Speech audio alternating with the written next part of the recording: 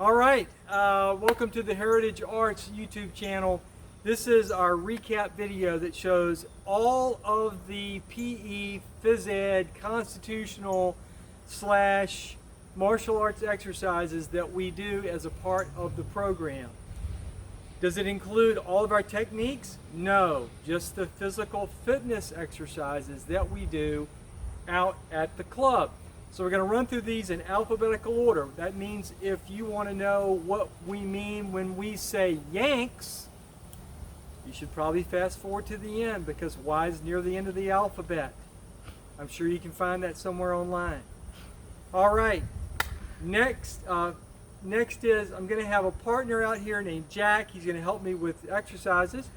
And then also I'm going to show you how to do these solo, and I'm going to show you how to do them with a partner. So if you're running a club and you say, well, how do I do it with my buddy? I'll show you that, and then I'll show you how to do it by yourself. All right, so let's get out here and let's begin. First exercise is what? Ab punches.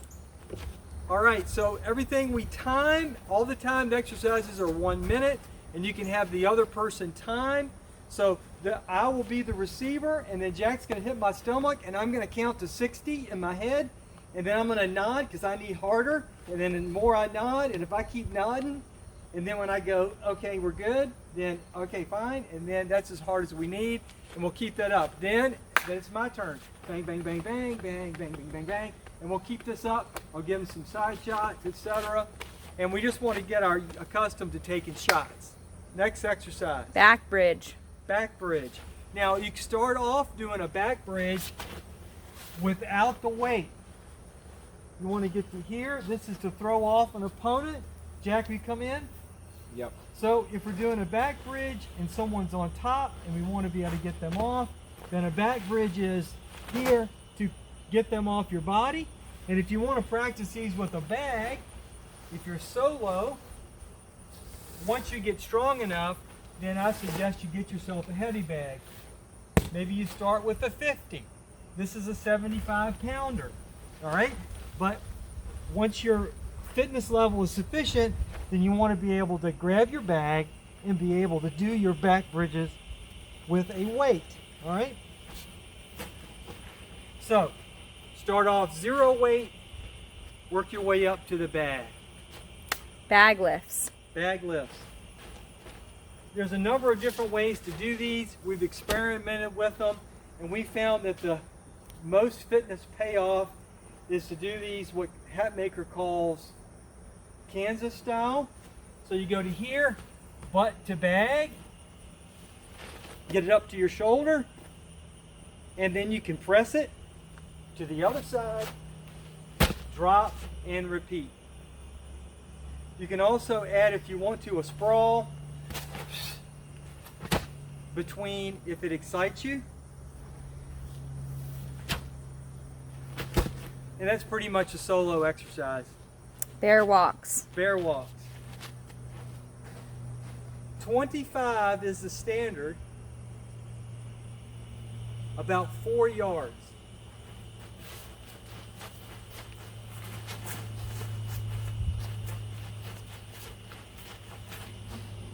That's 2, okay? Bodybuilders. So a bodybuilder is 1, 2, 3, 4, 5, 6, 7, 8, 9, 10. That's a 10 count bodybuilder. Bottom scissors. All right, bottom scissors. Jack, come in. So if Jack is here, come on down, Jack. I'm going to put Jack in my scissors, and then I'm going to squeeze him. Now I'm being nice to Jack, but if I wanted to be aggressive with Jack, I'd get my legs around his lower ribs so I can cause him as much discomfort as possible, and then I would bridge up to keep him at distance and squeeze as hard as you can. All right? If you're practicing with a partner, then you can practice these together. Get in low and then squeeze as hard as you can. Jack's going to count for me, and then he'll tell me what my count is when I run out of steam. Oh, Jack says that's about 20 seconds. Okay, Let's do another one. And then when we get to 60 seconds, we're done. Then we change. And then I get in Jack scissors, and then Jack squeezes me. And about a 60-second count per person is about average. When you're training solo, you should get your heavy bag and then treat your heavy bag. Now this becomes Jack. Get into position, get a good lock, pretend like he's your opponent, squeeze as hard as you can. Count to yourself. When you run out of steam, relax, switch ankles, and then try to get to a total of a 60 count. Chin-ups. All right, chin-ups. We don't do pull-ups.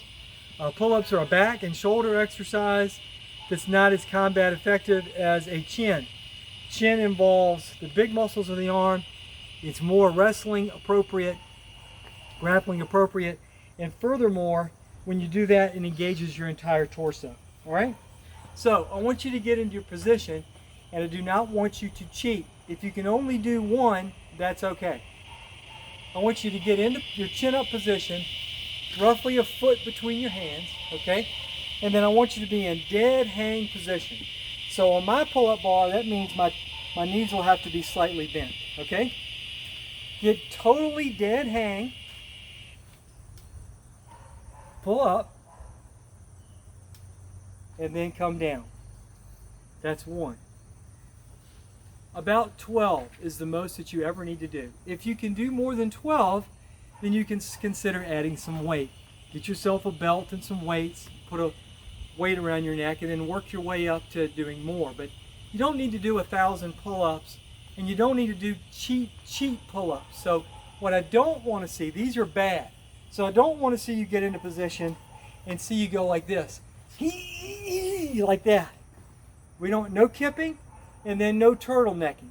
So I don't want you to pull up and go like that, and then cheat your way out another rep.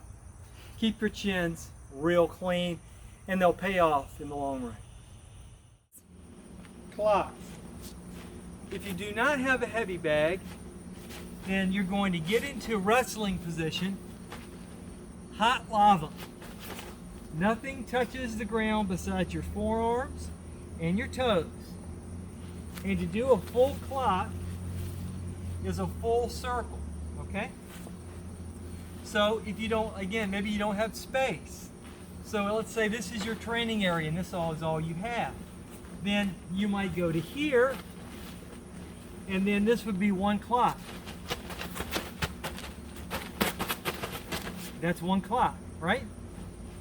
In actual practice, Jack, you come in. So in actual practice, lay down.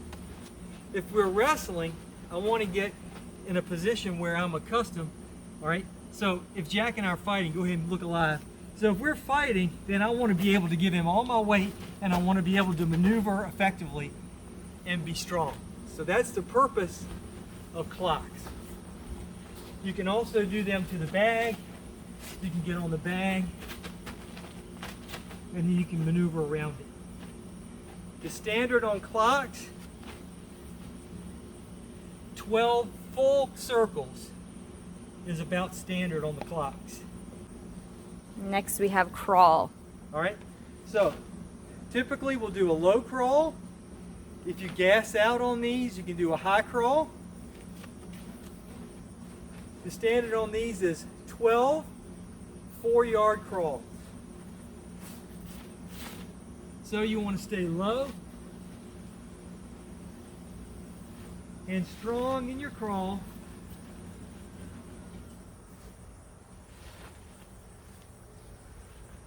And you can turn and go forwards, or you can practice going back.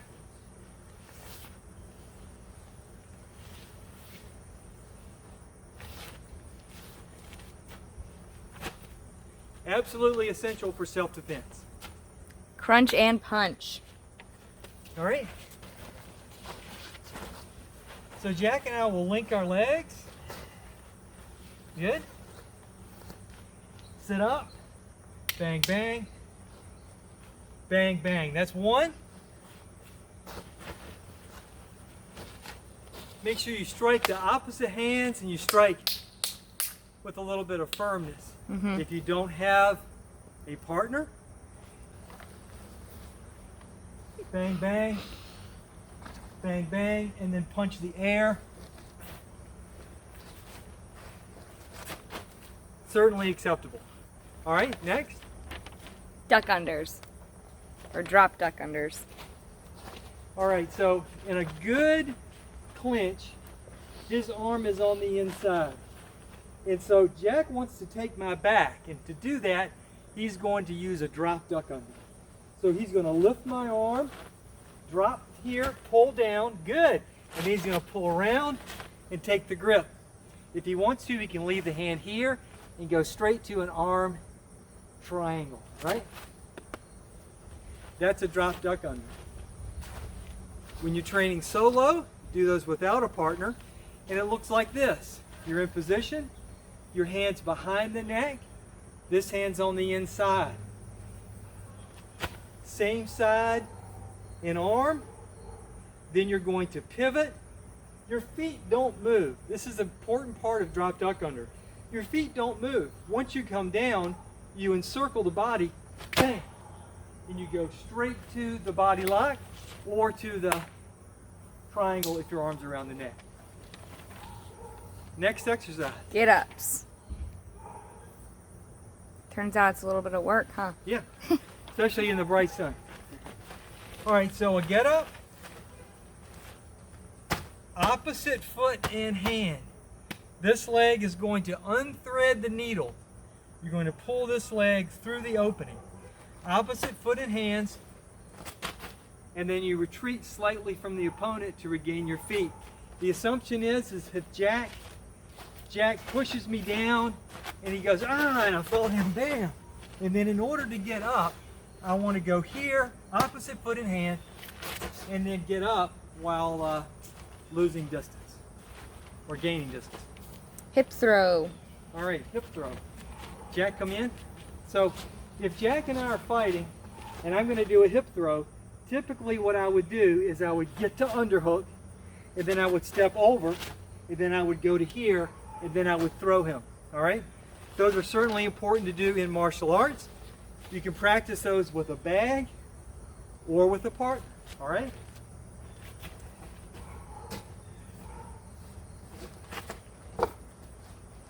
To practice with your bag, put something on your bag so you can get a grip. This sort of simulates your the cloth, and then you want to practice stepping in slightly under the center of gravity of the bag, taking your underhook here, lift. You can see in real life, you have to break his feet contact from the ground or you'll never get the throw. So you're going to step in here, lift slightly, and then drop. And then you can practice going down to the maneuver, right? That's how you do them with the heavy bag. Jackknives. This is just a straight calisthenic to help you with your core strength. Start from flat, come up to a balance point on the lower end of your spine, flat out, with good balance. Mountain climbers. That's 1 rep. The neck crunches. With neck crunches, you're going to do 25 each direction. Start off, if you're a beginner, with no hands. 1, chin to chest. 2, 3, etc. Up to 25. As you get stronger, you can add a hand, a dead arm, relaxed arm, not pushing down, just relax. And then as you get stronger, you can add an arm. Do 25 this way, 25 this way. Again, you can add an arm, a dead arm, do them this way. And then 25 this way, or without, however you like, 25. And you don't want to come down to touch. It's actually harder if you only come level. You kind of get a little rest when you come all the way down to the bottom. And then finally for your fourth set, you want to be in this position. 1, 2, 3, 4, etc. Pikes. Oh, I shouldn't have gotten up. All right, so pikes. This is as if someone's coming and you're going to double kick them, or perhaps if you're wrestling and you need to come up and use your legs to grab a head or take an arm or whatever you're trying to do. So you want to pull your knees up, and then you can press down with your hands if you're a beginner. Later on you can go without it. Press up and then down. Here, up and then down.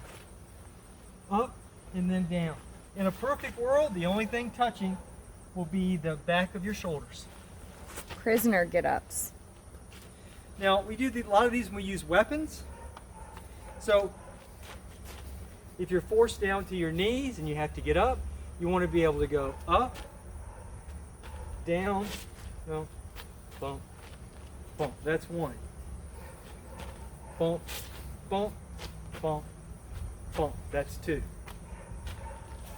Sounds easy, but when you get to 25, it'll be more complicated for you, I'm sure. Knuckle push-ups. All right, so we have a variety of push-ups that we do here at the club. So we'll go ahead and do all the push-ups now. So knuckle push-ups, we aim for the center 2 knuckles of the hand. And you don't want to be this way because you don't punch this way, you punch this way. You want to be in this position. And then you want to make sure that your form is good. You don't want to be way out here and you don't want to be way here. Just a nice, relaxed, like roughly shoulder distance here. And then slowly down and then slowly up. If you can do more than 50, you should slow down, because really there's no necessity in doing hundreds of sloppy reps. 25 clean reps is best. Regular push-ups. Obviously the old standard, regular hands, roughly shoulders distance in this position, good form, all the way down. Not up here, not down here. Nice and straight. Right? Sit-out push-ups. All right, now these are the gold standard. So, when you do a sit-out push-up, you want to be up, not here, here. And then you're going to do half of a sit-out. You're going to go hand and foot. So it's opposite hand and foot. Right hand, left foot. Then you're going to go to sit-out position. Then you're going to place your hand down and go to crab position. Then you're going to come here, go to this position, and do your push-up. Then you're going to do the reverse. Here and here, here to crab, here to here. And then you're going to repeat.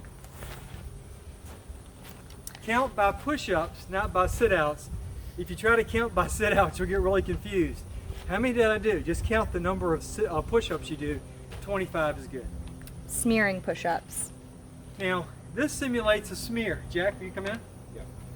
So if Jack and I were fighting, and Jack was on bottom, and let's say that Jack had me in his scissors, and I just want to escape. I want to get out of here. Then there's a couple of ways I can do a smear. So I can do hands to face, or I can do hands to breastbone. Either one is a little bit of discomfort involved, right? When I do this, I will pop up into my position to escape from the maneuver.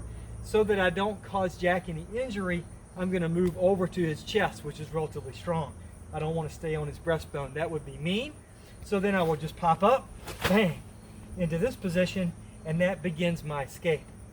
As you can well imagine, if I concentrated that force on his face, then there will be no small amount of discomfort, right? Not at all. So, when we do these maneuvers, when you do your smearing push-up, start off, because they're going to be very difficult, start off on your knees. 1, 2, etc. As you get stronger, then you can progress to doing them without. Now, you can start here for your smear and then gradually work in. The narrower it gets, the more intense your smear becomes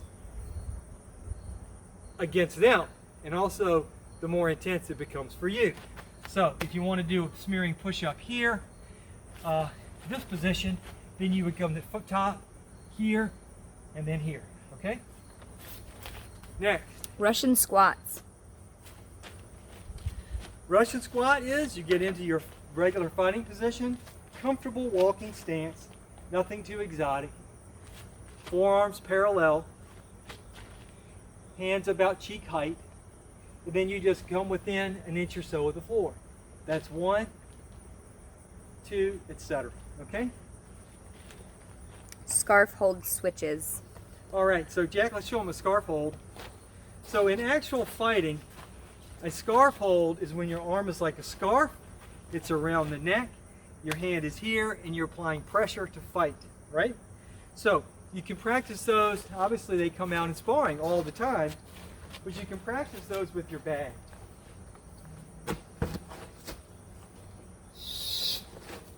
You can practice those with your bag by getting into position and taking the scarf hold on the bag. Once you have scarf hold on the bag, then you will switch here and then switch your grip. That's 1, and 2, and 3, and 4. Shin Ride. Jack, you come in? Yep.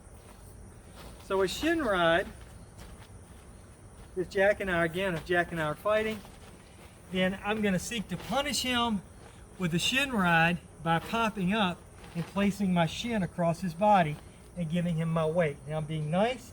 I'm not trying to punish Jack. If I was, I'd put my shin around his lower rib. All right? When you do a Shin Ride, form is key. Practice these. If you do not have a heavy bag, just practice them like this. Shin to the mat, and then switch. That's 1. Your legs should be in outrigger position, perfectly straight, not here, and the sole of your foot making contact with the mat. Not here, not here, okay? And then switch. If you have a heavy bag,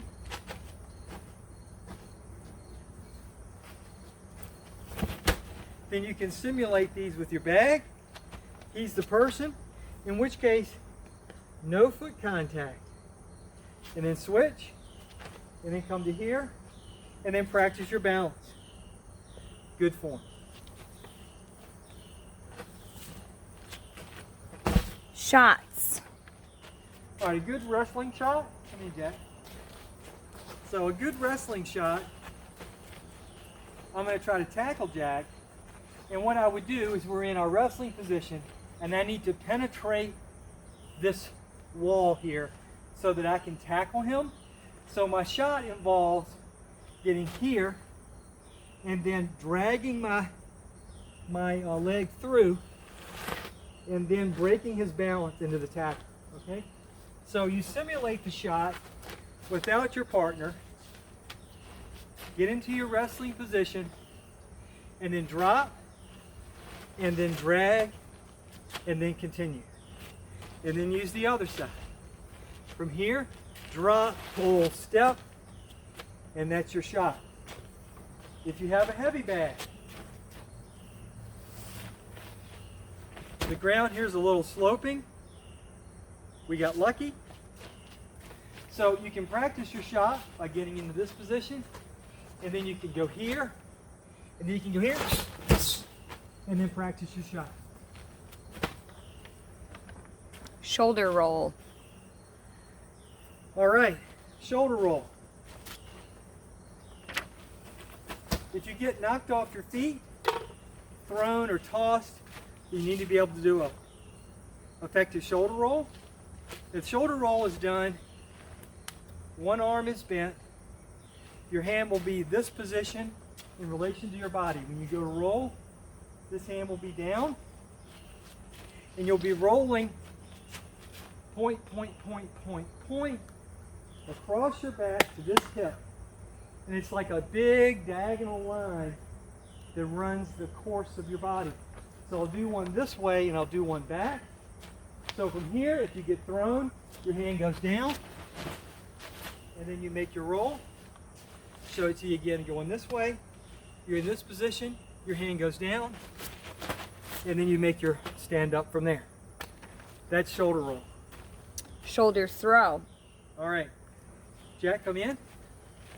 So if we're fighting, we're messing for position, then I'm gonna try to get, if I go for shoulder throw, then I'm gonna get some cloth, and then what I'm gonna do, typically what I'll do, is I will prepare for this maneuver by having him expect something. So as he steps back, as soon as this foot comes back, I'll go to here.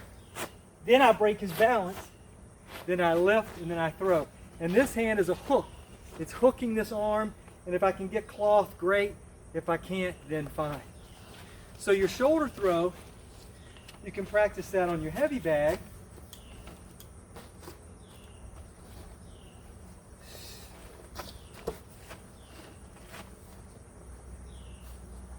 Typically what I will do is I'll get the control of the bag as if I had his shirt. And then I'll practice kicking in the foot. He pulls back, he's distracted. As soon as I pull this foot back, then I step here, I hook the shoulder, I lift, and then I throw. If you do these with a heavy bag, you can take double counts. So what I mean by that is, give yourself credit for 25 bag lifts, because you're gonna do 25 bag lifts to put the bag back on the stool, okay? Doing shrimps. All right, shrimp, Jack, you want to come in? So if Jack is on top and I'm trying to get loose, then I need to shrimp away from him to get off. I put one hand here to block the hip, and I shrimp here, and I'm trying to sneak my leg out so that I can get at least to here. And then the next time I shrimp, I'm going to put the hand here to block this hip, because what's he going to do? He's going to keep coming, right? So I need to get my hand here and then shrimp, and I'm trying to get both legs out. So what does that look like in practice? I'll shrimp towards the camera. So when I'm in this position, I want to block the hip, shrimp. I'm trying to get this part of my body perpendicular to the line of movement, and then I want to get right back to position. Second shrimp, hands go here, shrimp, and then back. Bang, bang. All right? Good. Would Next. one each side be one, or would each side be one? Each shrimp is one. Side deadfall. All right. You get knocked down. It happens. You need to be prepared to fall down.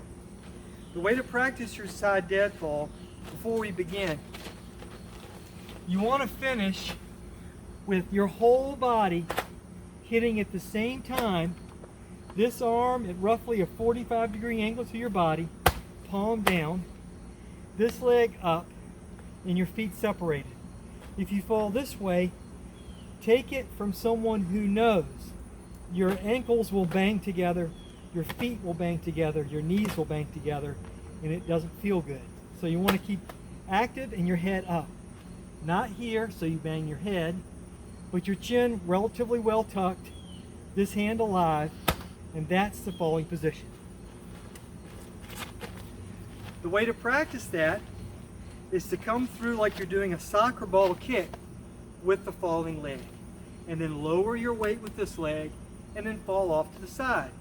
So get into your good fighting position, hands parallel, kick with your rear leg, and then fall. Again.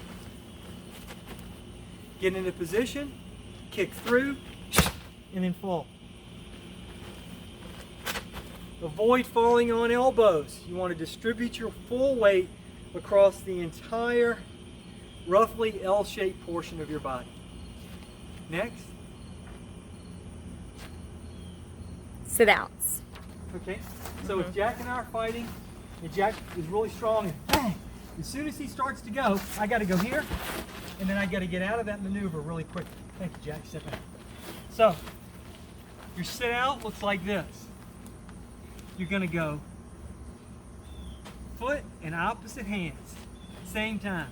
Bang, bang, collapse into position. That's a sit out. Sprawl. All right, if Jack's going to attack me and he's going to reach down and grab my legs, when he does, I'm going to give him my weight, and then I'm going to go to here to pancake him to the ground. That's the plan. All right, give him your forearms or your hands, and then you're going to sprawl out here and up. If you have a heavy bag, then you can sprawl to the bag. Bang, bang. Or, if you'd like to, advance as a sprawl spike.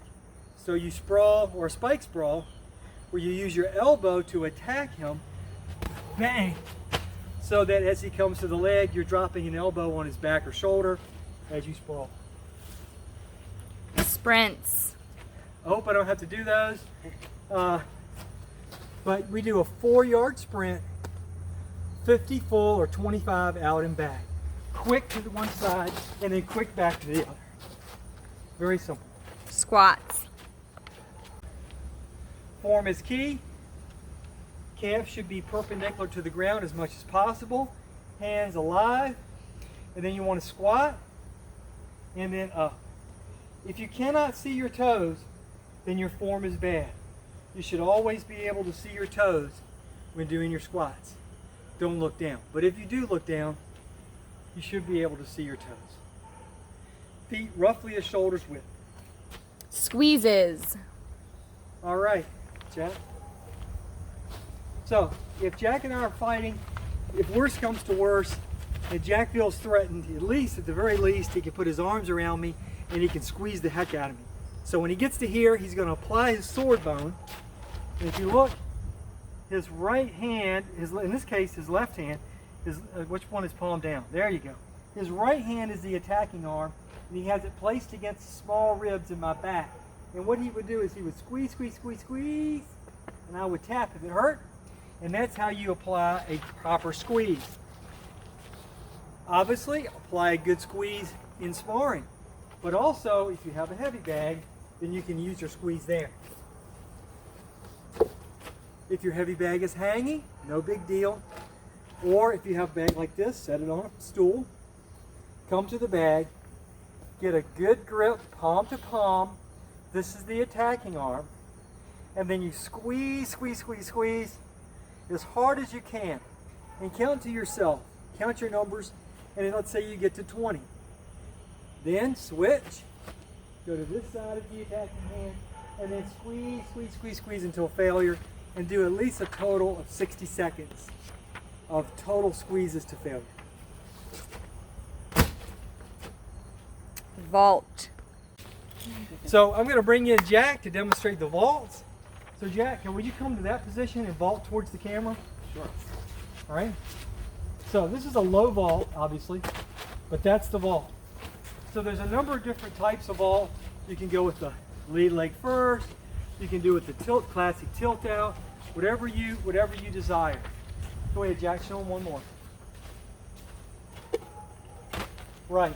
Now this is again a very low vault. Work your way up to as high a vault as you like. And if you're lazy like me, then you can just do a sissy vault. I call it a sissy vault.